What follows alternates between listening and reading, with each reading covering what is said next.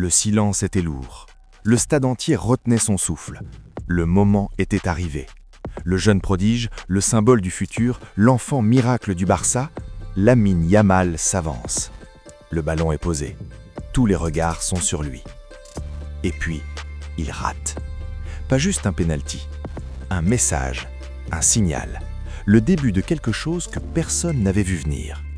Parce que derrière ce moment, une tension invisible grandissait déjà.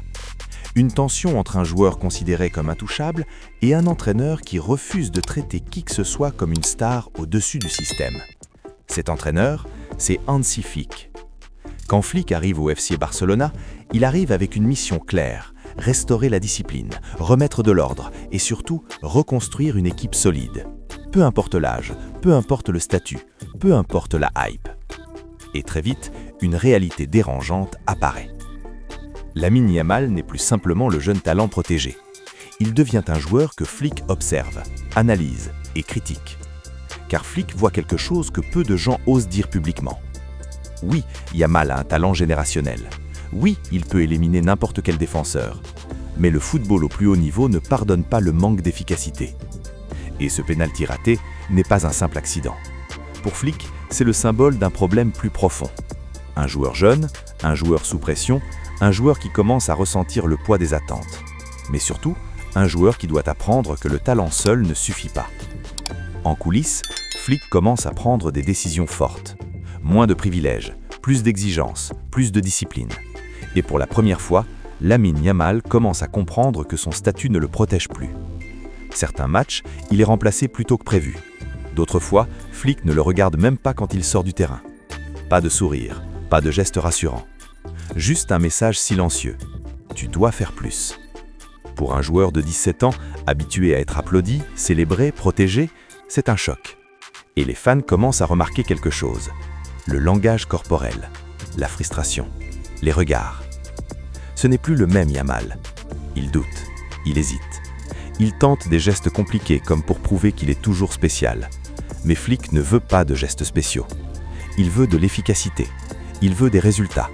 Il veut un joueur capable de décider un match, pas juste d'impressionner. Et c'est là que la fracture commence à apparaître. Pas une guerre publique, pas des insultes, pas des déclarations, mais quelque chose de plus dangereux.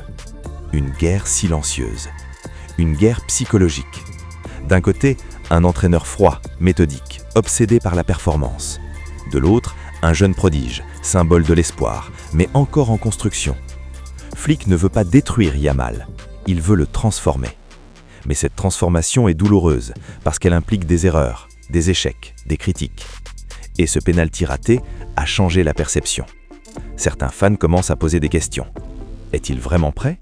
Est-il vraiment un leader? Ou est-il encore un enfant dans un monde d'adultes? Pendant ce temps, Flick continue, sans émotion, sans favoritisme. Car il sait une chose que peu de gens comprennent. Les légendes ne naissent pas dans le confort. Elles naissent dans la pression, dans la critique, dans l'échec.